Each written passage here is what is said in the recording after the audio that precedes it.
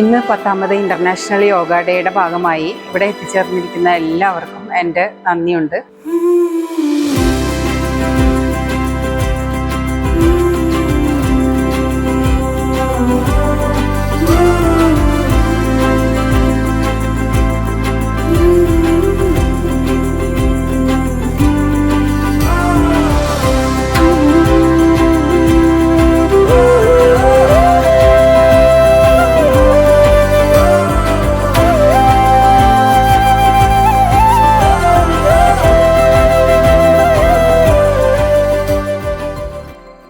നമ്മൾ ഇന്നിവിടെ യോഗ നൃത്തം അവതരിപ്പിച്ചു, യോഗ ചെയ്തു. എല്ലാവരും കൂടെ സൂപ്പറായിട്ടുള്ള ഒരു പ്രകടനമാണ് നമ്മളെല്ലാവരും കാഴ്ചവെച്ചത്. അതിന് നിങ്ങളോട് പ്രത്യേകം നന്ദി പറയുന്നു.